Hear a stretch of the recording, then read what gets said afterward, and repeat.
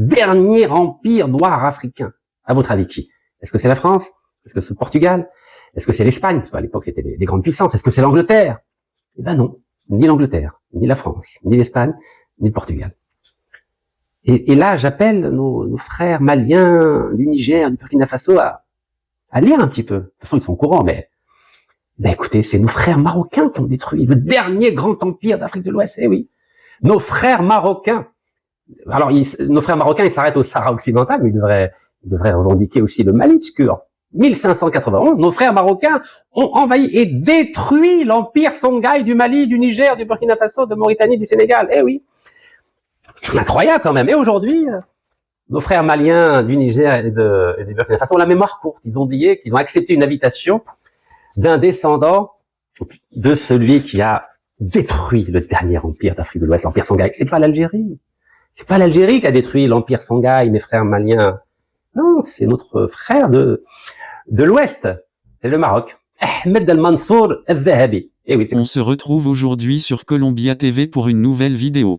L'Algérie et le Mali, frères d'histoire, sont à couteau tiré depuis les coups d'État maliens de 2020. À Jakarta, un député malien accuse Alger de soutenir le terrorisme. Rachid Nekaz riposte.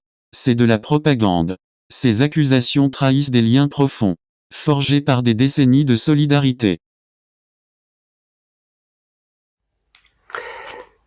Que se passe-t-il entre l'Algérie et le Mali, et plus largement, que se passe-t-il entre l'Algérie et les pays du Sahel? Alors, on va commencer par l'Indonésie.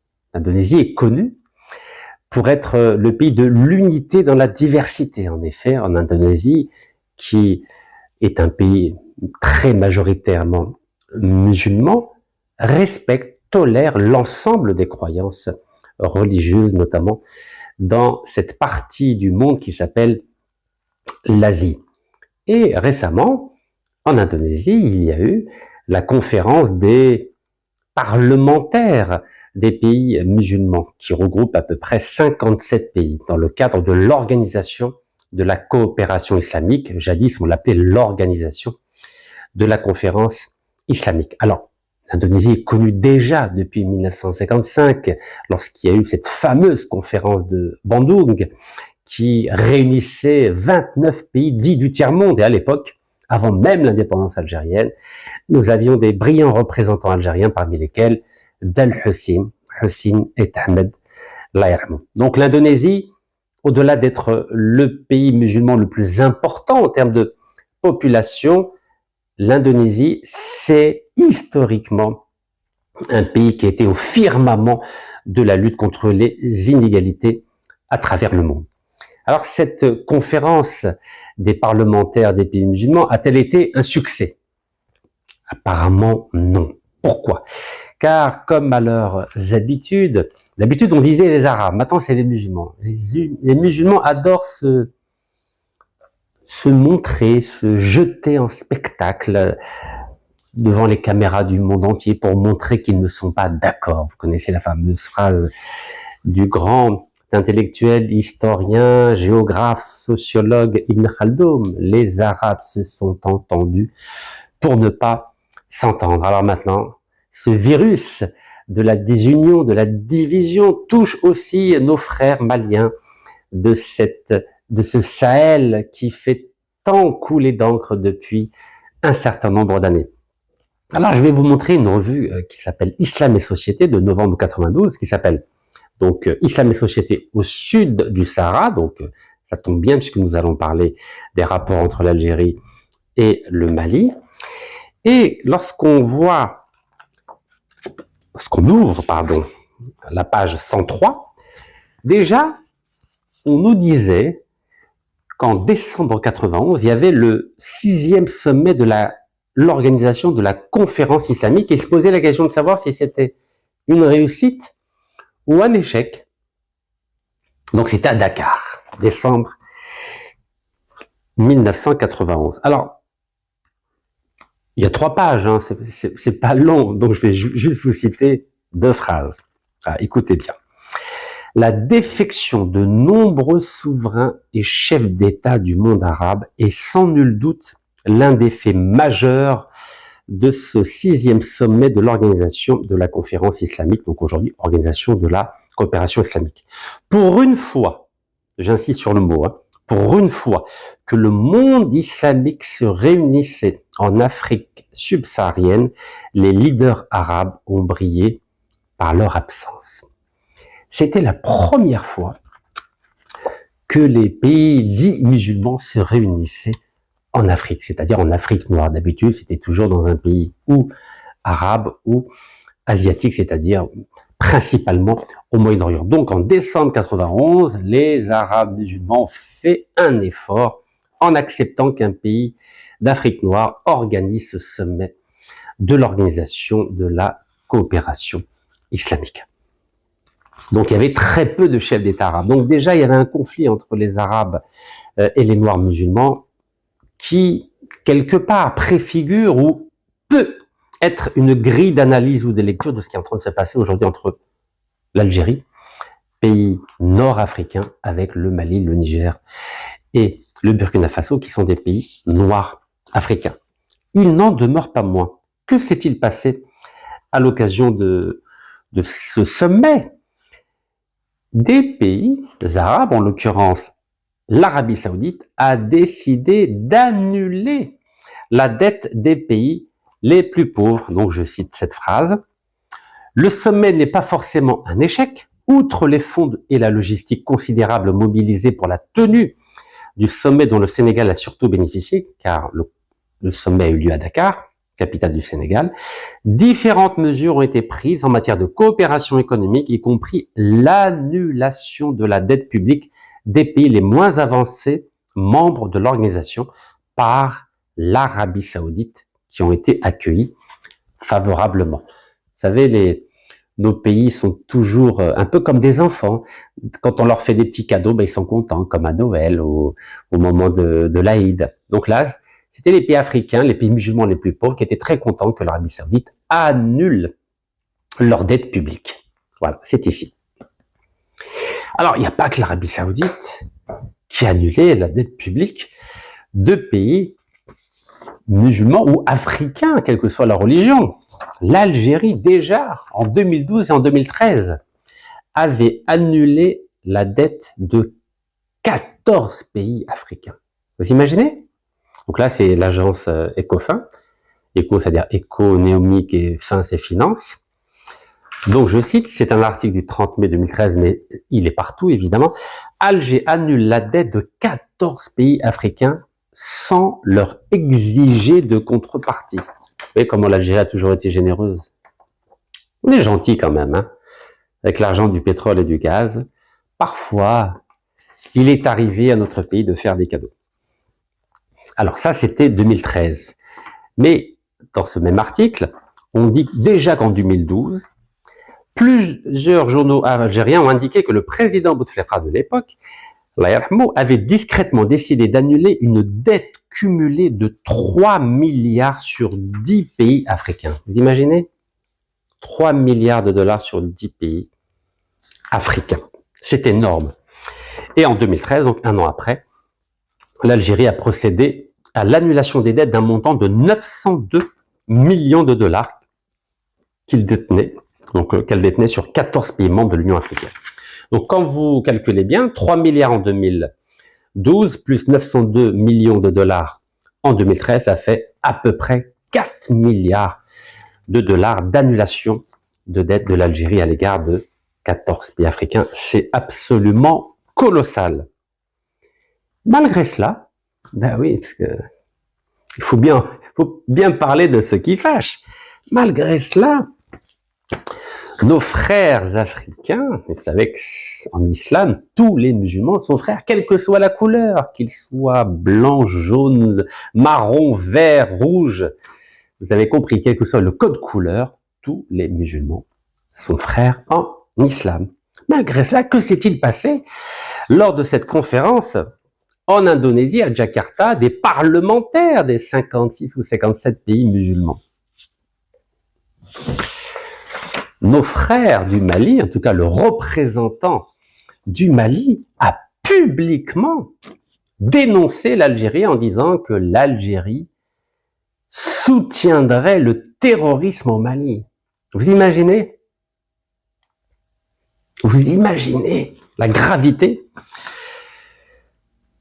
Alors on ne comprend pas qu'est-ce qui se passe. L'Algérie, le Mali ont des relations historiques, fraternelles. Je vous rappelle que le Mali, à l'époque du président Modibo Keïta, qui était un grand chef d'État malien, avait dépêché pendant quelques années 500 soldats maliens, en plus des 500 soldats éthiopiens, pour sécuriser la frontière entre l'Algérie et le Maroc après la guerre des Sables de 1963. Donc le Mali a contribué à ce qu'il y ait la paix entre le Maroc et l'Algérie, qui, comme vous le savez, sont les deux enfants terribles de l'Afrique du Nord. Vous savez, je suis bien placé pour le dire, parce que je suis moi-même algérien, comme la majorité de ceux qui regardent cette vidéo. Donc, le Maroc et l'Algérie sont les deux enfants terribles de l'Afrique du Nord. Et à l'époque, le Mali avait ce qu'on appelle des sages, un peu à la Sénèque. Vous connaissez Sénèque, le grand stoïcien de l'Antiquité, la sagesse, de la constance du sage. À l'époque, le Mali était un pays où il y avait des sages. Et oui, des sages. C'est pas comme aujourd'hui. Aujourd'hui, la donne a changé. Donc maintenant, le Mali, qui a des relations historiques, économiques, sociales, humaines importantes avec l'Algérie, depuis qu'il y a eu ce double coup d'État en 2020-2021, a décidé de sortir les grands chevaux ou les grandes cornes, ou les grandes déclarations. Alors, il n'hésite pas, le Mali n'hésite plus. Je ne parle pas du peuple malien, je ne parle pas des intellectuels maliens, je parle des nouveaux décideurs maliens depuis 2020-2021. Il n'y a plus aucun respect. Voilà, le respect, c'est fini. Et bien sûr, la propagande a été mise en place à travers les médias maliens pour dénigrer, critiquer, traiter de tous les noms l'Algérie. Et donc maintenant, on est des terroristes. Voilà, terroristes. Alors pourquoi terroristes?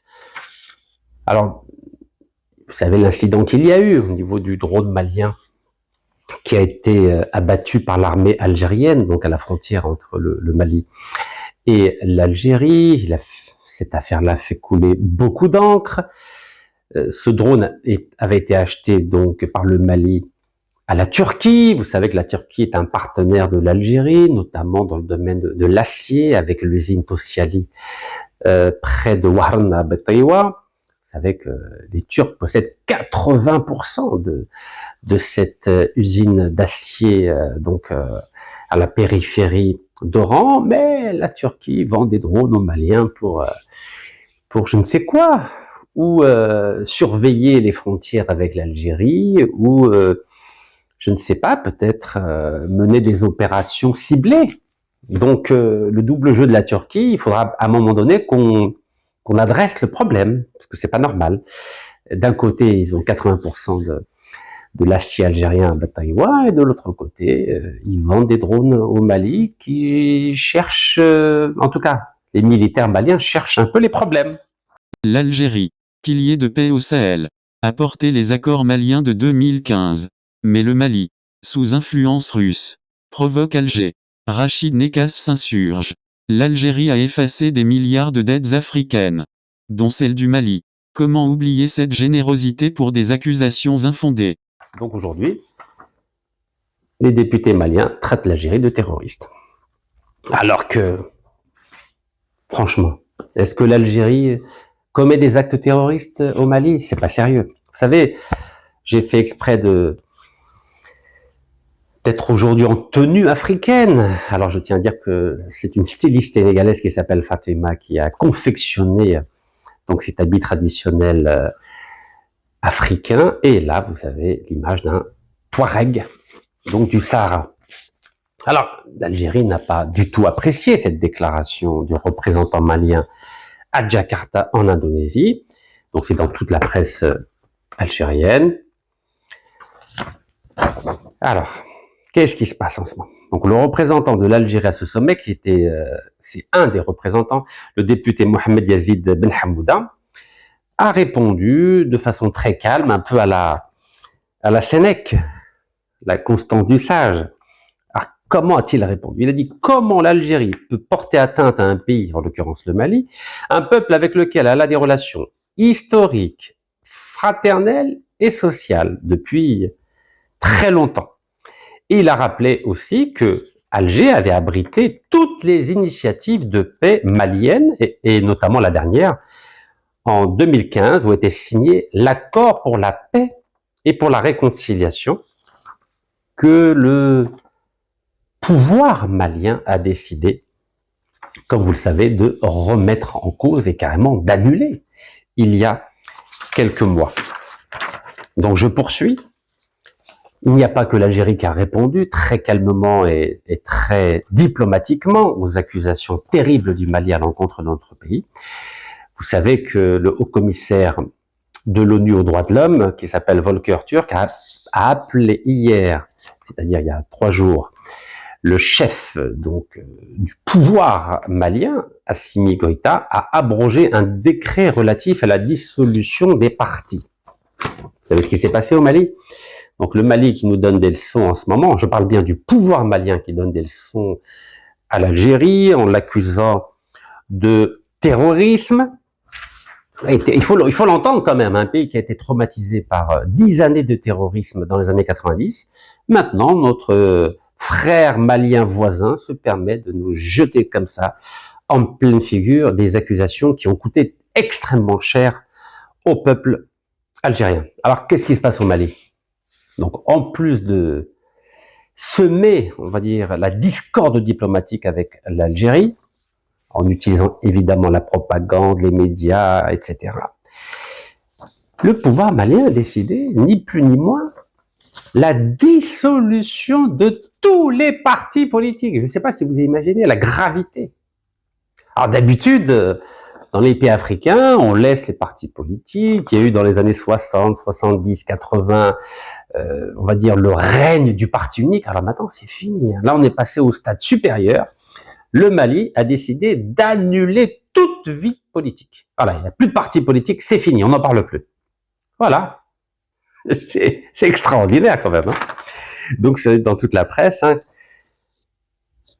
Alors les partis, les pauvres, ils soutenaient jusqu'à maintenant le nouveau pouvoir militaire malien, oui, souveraineté nationale, oui, le Mali doit récupérer ses richesses, le Mali doit retrouver sa gloire d'antan. Ben, ils s'attendaient pas à ce que les militaires maliens disent c'est fini la récréation, il n'y a plus de politique maintenant. C'est ou bien vous dites ce qu'on exige de vous, ou c'est fini, donc c'est la prison. Eh oui, il n'y a plus de parti, c'est fini. Donc, l'abrogation pure et simple de la charte des partis politiques. Donc ça, c'était le 12 mai. Est-ce que vous imaginez? Donc plus de partis, plus d'organisations politiques. Alors les pauvres partis maliens qui jusqu'à maintenant soutenaient le régime, en tout cas le pouvoir militaire malien, ils ont voulu manifester. Ils leur ont dit attention, si vous continuez à manifester, vous savez ce qui va se passer. C'est ou la prison ou la mort. Voilà. Donc évidemment que en tant qu'Algérien, je ne peux que dénoncer l'abrogation de la vie politique au Mali, même si dans notre pays, c'est compliqué, et vous le savez. Mais de là à abroger tous les partis politiques, là, vraiment, c'est le niveau, c'est le nec plus ultra, là. On a atteint vraiment un niveau extraordinaire. Vous savez, il n'y a pas que l'abrogation des partis politiques qui a été décidée par les militaires maliens.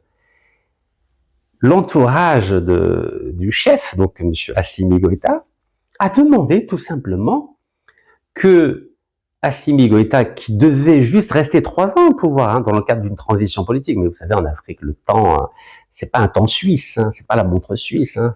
3 ans, c'est-à-dire, ça peut être 30 ans. Hein. C'est très élastique, comme me disait le directeur de la prison d'Orléans. Il m'a dit, la loi en Algérie, c'est élastique. Le temps en Afrique, il est très élastique. De 3 ans, ça dure, là. Ça fait 4 ans. Donc alors, les proches du chef militaire du Mali ont carrément dit qu'il fallait nommer Monsieur Assimi Goïta président pour une durée de 5 ans renouvelable. Voilà, sans élection, sans rien. Alors, comme je vous disais, à l'époque, aux années 60, 70, 80, il y avait le règne du parti unique, mais il y avait des élections, même si le peuple n'avait pas d'autre choix qu'un seul candidat. Donc il y avait des scores fleuves, 90, 95, 98, 99%. Mais là, il n'y a même pas d'élection. C'est-à-dire c'est une nouvelle phase que sont en train de connaître certains pays africains. Il n'y a même plus d'élections. On fait même plus semblant. Vous savez, M. Assimi Goïta, changer de nom, président, c'est démodé. Puisqu'il n'y a pas d'élection, il faut changer de nom. Bah, il faut carrément vous instituer roi du Mali. Comme à l'époque du royaume du Mali ou du royaume Songhai, dont on va parler dans quelques minutes. Ben oui, mes chers frères maliens, puisque vous ne voulez plus d'élections, ben, il faut pas vous appeler président. Quand il n'y a pas d'élection, c'est plus une république, ça s'appelle une monarchie. Donc j'invite le chef militaire du Mali à changer de nom. C'est plus le président de la transition, c'est le roi du Mali. Un peu comme Bokassa dans les années 70, s'était autoproclamé empereur de la République centrafricaine avant que le président français de l'époque, qui avait bénéficié des diamants de Bokassa, signe la fin de la récréation et le destitue en facilitant un coup d'État qui a mis fin à l'empereur Bokassa. Vous savez, l'histoire est terrible, hein. Moi, j'invite mes frères maliens à méditer ce qui s'est passé en République sud-africaine, au temps de Bokassa. Vous savez, quand on commence à voir la grosse tête, il y a quand même un Dieu au-dessus de nous. Subhanahu. On est musulmans, non, les Maliens sont musulmans, sont des frères. Et quand quelqu'un veut devenir pharaon à la place du pharaon, ou empereur à la place de l'empereur, ou roi à la place du roi, il peut y avoir un sacré effet boomerang, voilà, à méditer. Donc, plus de partis politiques au Mali, donc abrogation totale, et vous savez que chez nos frères du Niger et du Burkina Faso qui font partie de l'AES, les partis politiques ont été suspendus aussi. Alors, qu'est-ce qui fait que nos frères maliens, nos frères nigériens, nos frères burkinabés sont tout d'un coup pris par la fièvre autoritaire? Qu'est-ce qui se passe? Comment ça se fait? Bah, vous savez qu'il y a nos mercenaires russes qui rôdent dans ces pays-là. Et un peu, nos mercenaires russes ont pris la place des mercenaires français des années 60, 70, 80. Vous vous souvenez de Bob Denard?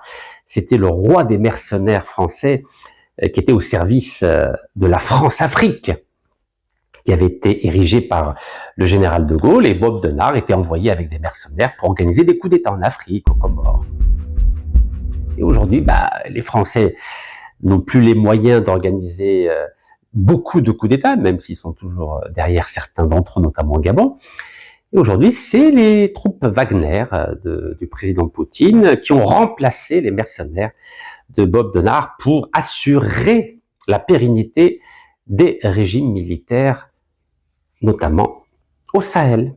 Et c'est la raison pour laquelle le Mali, le Niger et le Burkina Faso, forts de ces mercenaires russes, se permettent des invectives, des campagnes de dénigrement à l'endroit de l'Algérie. S'il n'y avait pas les mercenaires de Wagner, qu'on appelle aujourd'hui Africa Corps, croyez-moi, il y aurait un autre son de cloche et que nos frères maliens, nigériens, burkinabés reviendraient à la raison, croyez-moi. Donc là, il y a un double jeu de nos amis russes. Vous savez que nous achetons à peu près 90% de l'armement à nos amis russes, et là, nos amis russes jouent un double jeu extrêmement délicat au Sahel contre les intérêts de l'Algérie. Et vous voyez bien, depuis qu'il y a les troupes Wagner, les relations se sont détériorées entre l'Algérie et nos voisins du Sahel.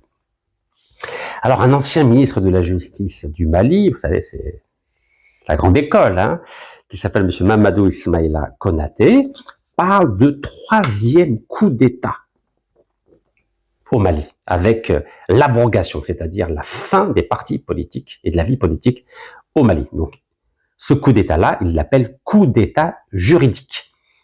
Vous vous en souvenez, en 2017, le 15 août 2017, lorsque le chef du gouvernement de l'époque, qui s'appelle Si Abdelmajid Tebboune, avait été limogé par le frère de l'ancien président, donc Saïd Bouteflika, j'avais parlé de coup d'État politique. Donc là, aujourd'hui, au Mali, nous assistons à un coup d'État juridique. Et ça, c'est extrêmement grave. Alors, il n'y a pas que l'abrogation des partis politiques. Là, nous observons au Mali que le pouvoir en place est lui-même en train de pratiquer du terrorisme. Et je vais m'expliquer. Donc, vous vous souvenez que le Mali accuse l'Algérie de terrorisme, mais que se passe-t-il en ce moment au Mali? Regardez ce qui se passe. Alors, je vous montre cette carte. Alors, il y a 27 hommes qui ont été interpellés dans un marché au bétail dans la région de Mopti. Mopti, c'est, on va dire, dans le sud du Mali. Regardez, c'est ici. C'est entre Bamako, la capitale, et Tombouctou. Et ici, dans la région de Mopti, il y a marché au bétail. Et il y a 27 personnes qui ont été interpellées. Donc, c'était le 12 mai, donc le jour même de l'abrogation des partis politiques au Mali. Et que s'est-il passé? Ils ont retrouvé 20 corps dans des fosses communes. Ces personnes-là ont été tuées par l'armée malienne. Donc l'armée malienne a exécuté des Maliens dans un marché près de Mopti. Et la ville s'appelle... Donc ça s'appelle Diafarabé, près de Ténimkou, dans la région de Mopti. Vous imaginez la gravité? Et nos frères maliens, donc qui veulent donner des leçons de démocratie à l'Algérie, ont attendu 3 jours pour laisser certains membres des familles aller sur les lieux où ont été massacrés leurs frères, leurs familles maliennes, mais à condition qu'ils n'amènent pas avec eux des portables, parce qu'il ne fallait pas montrer les corps dans les fosses communes. Est-ce que vous imaginez la gravité? Ça s'appelle du terrorisme d'État. Donc voilà, terrorisme d'État. Vous connaissez le juge antiterroriste français Marc Trévedich, il a écrit un livre qui s'appelle Terroriste. Vous savez, c'est le fameux juge qui a dit qu'il serait très content s'il y avait un renversement de régime en Algérie. En clair, il serait très content s'il y avait un coup d'État en Algérie. Ce livre-là, ça s'appelle du terrorisme intellectuel. Donc nos frères maliens au pouvoir exercent du terrorisme tout court à l'endroit de leurs frères qui sont aussi nos frères. Donc plus de 20 corps ont été retrouvés dans des fosses communes dans un marché au bétail. Au Mali, Assimi Goïta dissout les partis politiques. Un coup d'état juridique. À Diafarabé, l'armée massacre 27 civils. Rachid Nekaston. Le Mali donne des leçons à l'Algérie, mais muselle son peuple. Ce terrorisme d'État discrédite leurs attaques contre Alger. Au sud du Mali. Rabbi yarhamoum. Alors, qu'est-ce qu'on doit faire avec cela? Qu'est-ce qu'on doit faire? Vous savez, les Maliens ont oublié que nous avons une histoire commune, pas simplement depuis 62. Les Français nous ont colonisés. Vous savez, il y a un livre qui fait combien? Allez, je l'ai lu en prison celui-là, hein, 1100 pages. Livre noir du colonialisme. Nous avons été victimes, et eux, nos frères maliens, et nous, du colonialisme français. Et au lieu de montrer de la solidarité, qu'est-ce qu'on fait? Ben, on s'attaque. On s'attaque par médias interposés, par conférences interposées, et ça, c'est pas très digne d'un grand pays comme le Mali. Alors, derrière tout cela, mes chers compatriotes, il y a certains cercles intellectuels qui essaient d'organiser à Bamako, dans la capitale malienne, des réunions, des débats. Et récemment, donc il y a quelques jours, il y a des intellectuels et des hommes politiques maliens qui ont organisé donc un débat sur la crise diplomatique avec l'Algérie. Voilà. Donc c'était une table ronde pour essayer de discuter de cette crise, donc autour de 3 thèmes. Donc le premier thème, c'était la relation Mali-Algérie, donc de l'époque précoloniale à nos jours, et nous allons y arriver, à l'époque précoloniale, les enjeux géopolitiques et géostratégiques de la zone sahélo-saharienne. Comme vous savez, cette région fait régulièrement l'objet d'attaques terroristes. Et vous avez bien vu que les régimes militaires au Mali, au Niger et au Burkina Faso n'ont pas réussi à régler le problème du terrorisme, malgré la présence des mercenaires de Wagner. Donc c'est pas facile de lutter contre le terrorisme. Vous avez bien vu que l'armée russe a déjà beaucoup de mal en Ukraine, donc comment voulez-vous qu'elle arrive à régler le problème du terrorisme au Sahel? Et le troisième thème, c'est l'anthropologie des populations transfrontalières. Il parle très clairement des Touaregs, parce que c'est eux qui sont entre le Niger, l'Algérie et le Mali et la Mauritanie. Et cette rencontre a été présidée, donc cette table ronde autour de la thématique des relations entre l'Algérie et le Mali a été présidée par un ministre qui est professeur, qui s'appelle Monsieur Kansai, voilà, Bourema Kansai. Donc c'est lui, Bourema Kansai. Donc c'est un grand intellectuel, hein, donc c'est pas un apparatchik du monde politique malien classique.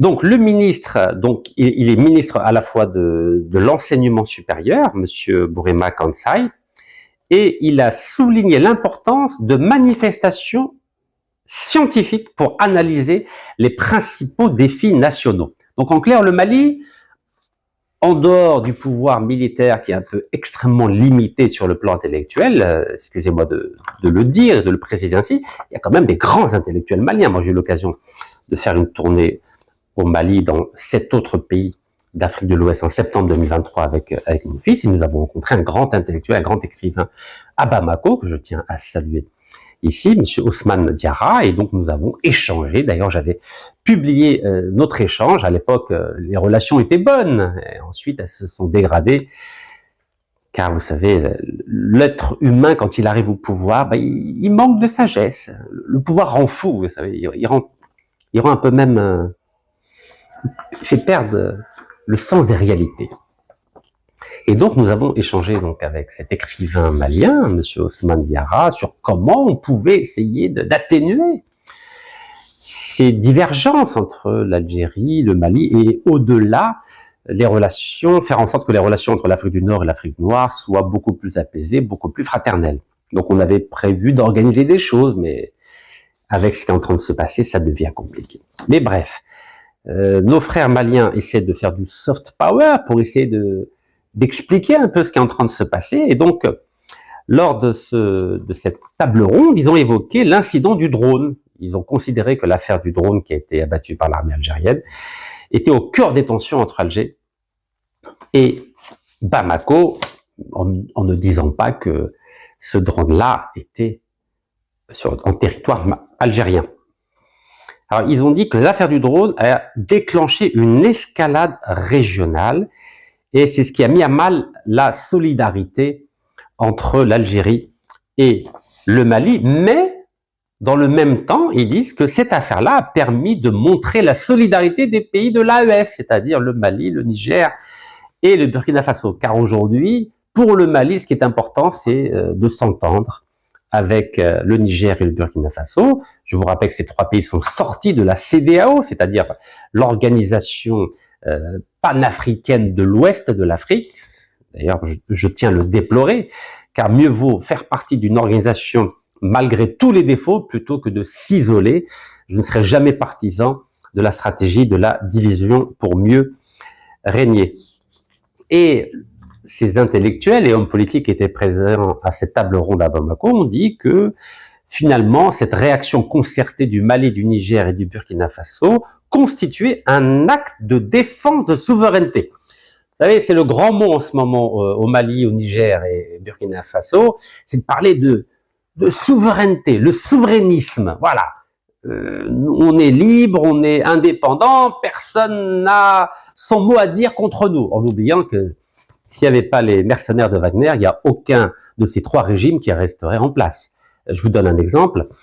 La garde rapprochée du président du Burkina Faso, donc Monsieur Traoré, est assurée par 300 mercenaires de Wagner. Donc c'est même pas des Burkinabés qui assurent sa sécurité présidentielle, ce sont des Russes. Et il faut faire attention avec des étrangers qui assurent la sécurité d'un président ou d'un roi. En général, ce sont ceux-là même qui organisent des coups d'État. Ça dépend combien on les paye, parce qu'un mercenaire, il fonctionne pas à la religion, il fonctionne pas à l'idéologie, il fonctionne pas au patriotisme, il fonctionne à l'argent. Le jour où il y a moins d'argent, Monsieur Traoré ne pourra plus assurer sa sécurité. Il sera victime lui aussi d'un coup d'État comme Thomas Sankara, à l'époque où Blaise Compaoré, après lui. Donc soyez prudents, mes frères du Burkina Faso, du Mali ou du Niger. Le jour où on n'aurait plus l'argent de l'or pour payer les mercenaires, vous serez vous aussi victime de coup d'État. L'histoire se répète malheureusement, mais encore faut-il lire des livres d'histoire.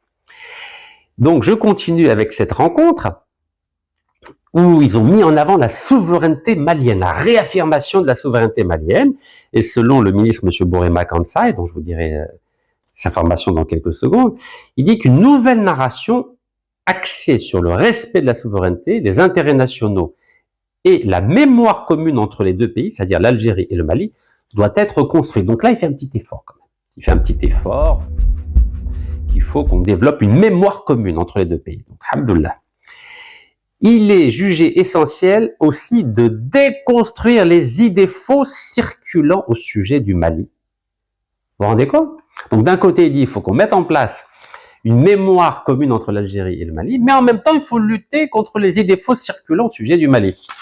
Et l'Algérie n'a aucune idée fausse sur le Mali. La preuve, c'est pour ça qu'à chaque fois, régulièrement, il y a des accords de paix et de réconciliation qui sont signés à Alger pour faire en sorte que les Maliens arrivent à s'entendre entre les Touaregs au nord et les populations, on va dire, traditionnelles noires au centre et au sud du pays. Donc il n'y a pas d'idée fausse, à vrai dire. Il n'en demeure pas moins que le ministre a encouragé les participants à cette table ronde à formuler des recommandations concrètes et innovantes. Donc là, je tiens à saluer ces deux mots, concrètes et innovantes, susceptibles d'aider les autorités maliennes à consolider la souveraineté du pays. Donc en clair, le ministre demande aux participants à cette table ronde de formuler des idées nouvelles. En gros, ne pas répéter toujours la même chose, un peu comme certains de nos diplomates qui répètent depuis 75 les mêmes éléments de langage. Au moins, le Mali, là, il montre qu'il est ouvert à de nouvelles idées, même si par ailleurs, le pouvoir militaire en place a décidé de mettre fin à toute vie politique. Donc voilà, il y a une petite contradiction entre la réalité et ses vœux pieux, peut-être, mais quand même, il y a une démarche qu'il faut saluer. Et en conclusion, il dit que la crise diplomatique entre le Mali et l'Algérie a été replacée dans une perspective historique, géopolitique et sociale. Pendant cette table ronde, il est attendu que les recommandations issues de ces débats alimentent la stratégie du Mali pour la défense de la souveraineté nationale. Donc, en clair, le gouvernement malien attend des recommandations, mais uniquement pour renforcer la souveraineté nationale. Donc, on ne sait pas s'il veut que le Mali et l'Algérie s'entendent ou plutôt, allez, pondez-nous des recommandations pour encore plus affirmer la souveraineté du Mali. Et la dernière phrase, le dialogue entre les deux nations, c'est-à-dire algérienne et malienne, s'impose comme une nécessité pour la stabilité de la région. Donc, enfin, voilà, il y a quand même une phrase où il y a un peu d'espoir. Voilà, c'est ici. Donc, le dialogue entre les deux nations s'impose comme une nécessité pour la stabilité de la région. Alhamdoulilah. Alors, qui est notre ami, notre frère Borema Kansai, donc qui est ministre de l'enseignement supérieur et de la recherche scientifique au Mali, donc c'est un grand intellectuel. Figurez-vous qu'il a été formé en Russie. Il est titulaire d'un doctorat en sciences juridiques de l'Université d'État de Saint-Pétersbourg en Russie et expert du droit pénal et de criminologie. Il est, entre autres, professeur titulaire et recteur de l'Université des sciences juridiques et politiques de Bamako. Donc c'est pas rien, c'est un vrai intellectuel qui parle parfaitement le russe. Donc vous avez compris, formation en Russie, Wagner qui soutient le régime, c'est peut-être une passerelle entre le pouvoir en place qui parle pas russe et ce grand intellectuel. Et en 2017, il a notamment publié une étude qui s'appelle La justice populaire et l'état de droit. Ça tombe bien puisque en ce moment, le Mali a décidé de mettre fin à tout état de droit avec la suppression des partis politiques. Et il est notamment spécialiste de la criminalité organisée transfrontalière. Et donc, il a publié cette étude en 2019. Et quand on voit qu'au marché de Diafarabé, on a massacré des malien dans un marché au bétail, il a du pain sur la planche, sachant que le problème numéro 1 au Mali, vous le savez, ce sont les Touaregs au nord du Mali, qui constituent, j'aimerais dire, la principale préoccupation du pouvoir militaire malien. Donc, le ministre Borema Kansai, en tant que spécialiste du crime organisé transfrontalier, normalement, il devrait être l'interlocuteur privilégié entre les Touaregs et le pouvoir à Bamako. Donc, il faut saluer que un monsieur de cette stature intellectuelle soit en fonction dans le cadre du gouvernement malien, mais je ne sais pas si sa parole ou son prestige intellectuel va pouvoir jouer un rôle avec la fin de la vie politique au Mali.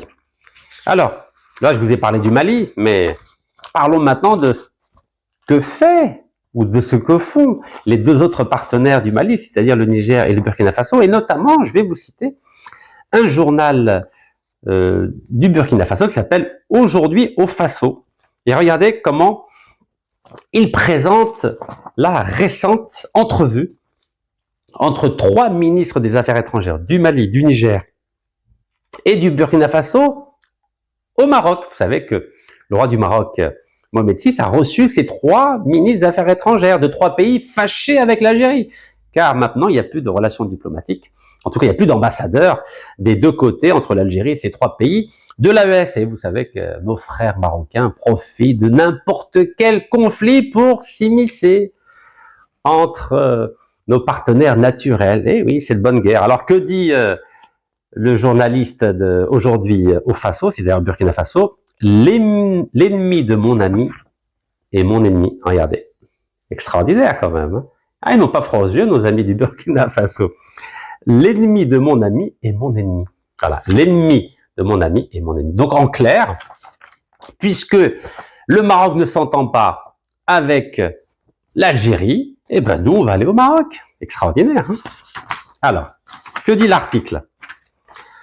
En envoyant ses diplomates au Maroc, l'AES solde ses comptes avec l'Algérie. Donc en clair, ces 3 pays de l'AES, c'est-à-dire le Mali, le Niger et le Burkina Faso, ont envoyé leur ministre des Affaires étrangères au Maroc pour provoquer encore plus l'Algérie. Incroyable, hein.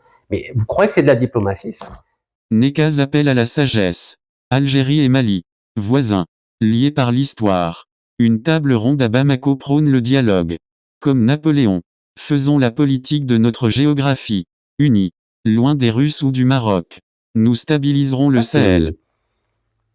C'est de la stratégie du bac à sable, ça. On est à l'école maternelle. Là. Incroyable, hein? Vous imaginez le niveau des relations diplomatiques que nous avons en ce moment en Afrique du Nord et au Sahel? Donc ça, c'était le 28 avril. Mohamed VI a reçu les chefs de la diplomatie des 3 pays de l'Alliance des États du Sahel. Et il dit que c'est un pied de nez à l'Algérie. Pied de nez à l'Algérie. Vous imaginez? Comment voulez-vous développer une fraternité africaine, musulmane, sahélienne, saharienne? Mais c'est pas comme ça qu'on va y arriver. Alors je poursuis.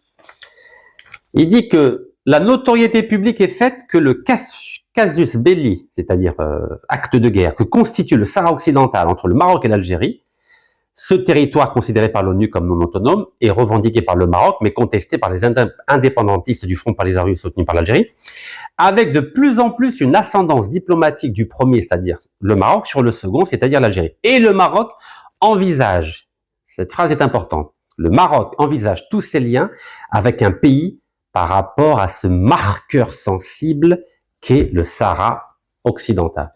Donc en clair, les Burkinabés disent que pour les Marocains, il n'y a ni Afrique, ni solidarité musulmane, ni rien du tout.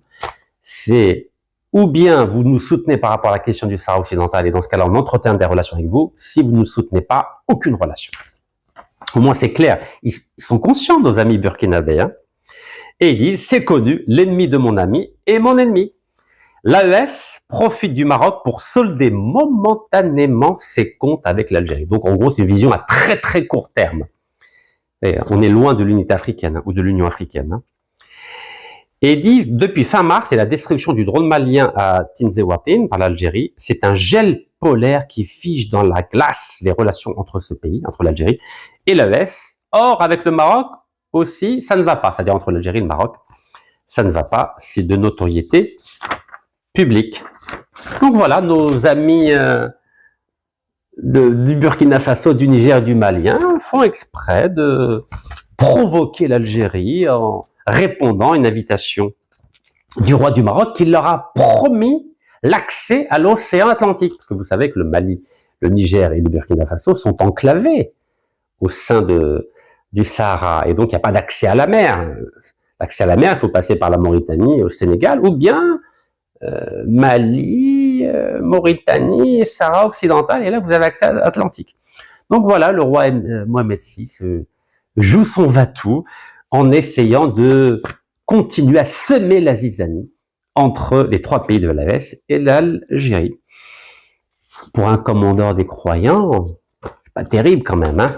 Bon, c'est pas grave. En tout cas, il nous a habitués à pire avec Tel Aviv, hein, en s'alliant avec le génocidaire Netanyahou qui massacre tous les jours nos frères palestiniens. Oui. C'est ce qu'on appelle la réelle politique, la raison d'État. Tout ou tard, ça finit par se payer, ne vous inquiétez pas. Alors, nos amis du Sahel, donc Mali, Niger et Burkina Faso. Alors, je vais vous rappeler un peu d'histoire, puisque nos amis maliens aiment bien l'histoire. Est-ce que vous connaissez l'empire de Songhai? Regardez, l'empire Songhai. Regardez, oui, ce qu'il est l'empire Songhai. Au centre, vous voyez, c'est le Mali. Vous avez, à l'est du Mali, vous avez le Niger. À l'ouest du Mali, vous avez la Mauritanie et le Sénégal. Voilà, donc l'empire de Songhai, c'était énorme. Est-ce que vous savez que l'empire Songhai, c'était le plus grand et le dernier empire d'Afrique de l'Ouest? Plus grand et dernier empire d'Afrique de l'Ouest, empire Songhai. Vous pouvez en parler aux Maliens, aux Nigériens, aux Mauritaniens, aux Sénégalais, aux Burkinabés. Il va dire, bien sûr, le Songhai, c'est un peu comme si on pouvait dire, allez, à l'échelle de tous les musulmans, l'empire omeyyade ou l'empire abbasside entre le 7e et le 13e siècle. Voilà, l'empire Songhai, c'est très important. C'était un empire extrêmement riche entre le 15e et le 16e siècle. Alors, il a été créé en 1464 et il a disparu en 1591. Donc, souvenez-vous de cette date, 1591. Et à votre avis, qui a mis fin à ce magnifique empire Songhai? Allez, une petite devinette. Qui a mis fin à ce magnifique empire Songhai, dont le centre était le Mali, hein, donc il y avait Tombouctou, Gao et Djenné. Voilà, c'est trois principales villes de l'époque. Et à l'époque, vous savez, Tombouctou, c'est pas comme aujourd'hui, c'est une petite ville aujourd'hui, mais à l'époque, c'était plus de 100 000 habitants. Imaginez-vous, 16e siècle, Tombouctou, Gao, 100 000 habitants. Il y avait à Tombouctou entre 150 et 180 écoles coraniques, sans compter les dizaines de mosquées. Qui a détruit l'empire Songhai? Le dernier empire noir africain. À votre avis, qui? Est-ce que c'est la France? Est-ce que c'est le Portugal? Est-ce que c'est l'Espagne? Parce qu'à l'époque, c'était des grandes puissances. Est-ce que c'est l'Angleterre? Eh ben non. Ni l'Angleterre, ni la France, ni l'Espagne, ni le Portugal. Et là, j'appelle nos frères maliens du Niger, du Burkina Faso à lire un petit peu. De toute façon, ils sont au courant, mais ben écoutez, c'est nos frères marocains qui ont détruit le dernier grand empire d'Afrique de l'Ouest. Eh oui, nos frères marocains. Alors, nos frères marocains, ils s'arrêtent au Sahara occidental, mais ils devraient revendiquer aussi le Mali, puisque en 1591, nos frères marocains ont envahi et détruit l'empire Songhai du Mali, du Niger, du Burkina Faso, de Mauritanie, du Sénégal. Eh oui, incroyable quand même. Et aujourd'hui, nos frères maliens du Niger et du Burkina Faso ont la mémoire courte. Ils ont oublié qu'ils ont accepté une invitation d'un descendant de celui qui a détruit le dernier empire d'Afrique de l'Ouest, l'empire Songhai. C'est pas l'Algérie. C'est pas l'Algérie qui a détruit l'empire Songhai, mes frères maliens. Non, non, c'est notre frère de l'Ouest, c'est le Maroc. Ahmed al-Mansour al-Zahabi. Et oui, c'est comme ça qu'on l'appelait. 1591, c'était le 12 avril 1591 à la bataille de Tondibi. Et oui, Tondibi. Et vous savez, à l'époque, et là vous allez sourire, j'en suis sûr que vous allez sourire.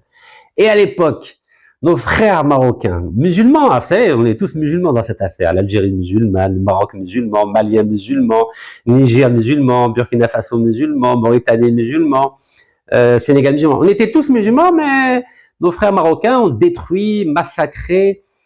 Il y a eu près de 30 000 esclaves qui ont été ramenés au Maroc. Vous imaginez, dont un grand théologien de Tombouctou. Eh oui, c'est comme ça. Vous vous rendez compte, un grand théologien musulman qui a été réduit en esclavage. Et oui, par Ahmed al-Mansour, l'ancien sultan du Maroc. L'histoire, elle est implacable, vous savez, elle est implacable.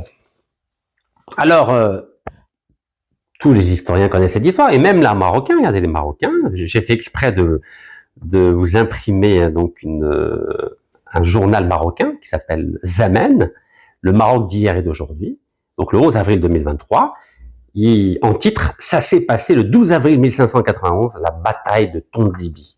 Ah, ils sont très fiers, les Marocains, d'avoir détruit le plus grand et le dernier empire d'Afrique de l'Ouest. Vous imaginez, un empire musulman, hein. C'était pas un empire chrétien, c'était pas un empire juif, c'était pas un empire bouddhiste, c'était un empire musulman détruit par le sultan musulman Ahmed al-Mansour. Et Ahmed al-Mansour, il avait envoyé des mercenaires. Il s'appelle Jodel Pacha. À vrai dire, il s'appelait Guevara.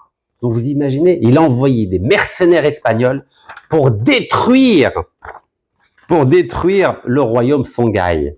Voilà, donc le sultan marocain Ahmed al-Mansour a envoyé des mercenaires espagnols avec à sa tête, il s'appelait Guevara. Il a fait exprès de prendre un nom à consonance musulmane, Jodel Pacha, mais c'est un chrétien espagnol, pour détruire le dernier empire d'Afrique de l'Ouest. Donc voilà, nos frères marocains sont très contents de dire la bataille de Tondibi du 12 avril 1591 était l'ultime bataille qui ouvre la route de Tombouctou au Maroc. Donc ils ont détruit Tombouctou, bien sûr. Tondibi est le dernier bastion de l'empire Songhai. Regardez. Tondibi est le dernier bastion de l'empire Songhai. Et ils disent que le sultan Saadia Ahmed al-Mansour, donc 1578-1603, décide de se servir lui-même en or et en sel d'Afrique subsaharienne. Jamais le pouvoir du Maroc ne se sera étendu aussi loin au sud. Donc voilà, il a détruit l'empire Songhai du Mali, du Niger, du Burkina Faso, du Mauritanie, du Sénégal, et il s'est servi en or et en sel, parce qu'il y avait beaucoup d'or à l'époque dans la région. Donc voici nos amis du Burkina Faso qui aujourd'hui veulent jouer la stratégie de l'ennemi de mon ami et mon ennemi en oubliant qu'à la bataille de Tondibi, eh ben celui qui les a reçus, en tout cas l'ancêtre de celui qui les a reçus, détruit leur empire. C'est extraordinaire. Vous savez, quand les gens n'ont rien dans la tête, en oubliant l'histoire. Voilà, et puis ils sont fiers, hein, nos amis burkinabés, hein. Ils sont fiers. Ben oui, mais quand vous allez avoir votre prochaine bataille de Tondibi, ce jour-là, vous allez pleurer, vous allez taper à la porte de l'Algérie. Algérie, s'il vous plaît, aidez-nous, parce qu'il y a un nouveau descendant de Ahmed al-Mansour qui veut nous détruire. Voilà. Et donc là, dans une revue qui s'appelle World History Encyclopedia, ils disent que l'empire Songhai a été attaqué et absorbé par l'empire marocain en 1591. Voilà. Donc vous tapez bataille de Tondibi, avril 1591, et vous allez voir une littérature extrêmement riche. La bataille de Tondibi, ça a été le cercueil de l'empire Songhai, du Mali, du Niger, du Burkina Faso. Alors, ceci étant dit, qu'est-ce qu'on va faire maintenant? Comment on peut aborder l'avenir des relations entre le Mali et l'Algérie, j'appelle les uns et les autres à faire preuve de sagesse, de respect des uns et des autres, et à méditer cette maxime de Napoléon, parce que parfois les Corses, vous savez que Napoléon est corse, il n'est pas français. Vous savez que la Corse est devenue française en 1769. Elle avait été vendue par Gênes, les Génois, à la France en 1768, et Napoléon est né en 1769. C'est pour ça qu'il est français. Mais à une année d'écart, il n'était pas français, Napoléon. Donc voilà, souvenez-vous que Napoléon n'était pas français, c'est un Corse. Et la Corse était italienne avant d'être française en 1768. Et Napoléon est né en 1769. Donc Napoléon disait, il faut faire la politique de sa géographie. Faire la politique de sa géographie. Et vous observerez que le Mali n'a pas de frontière avec le Maroc, le Burkina Faso n'a pas de frontière avec le Maroc et le Niger n'a pas de frontière avec le Maroc. Ceux qui ont une frontière avec le Maroc, vous savez c'est qui? C'est l'Algérie, et je vais vous le montrer. Voilà. Ceux qui ont une frontière avec le Mali, c'est l'Algérie. Donc à un moment donné, il faut méditer la maxime de Napoléon. Il faut faire la politique de sa géographie. Voilà. Ben, je vous dis à très bientôt, Inch'Allah. Barakallahu fikum. Ou tahiyya al-Jazair.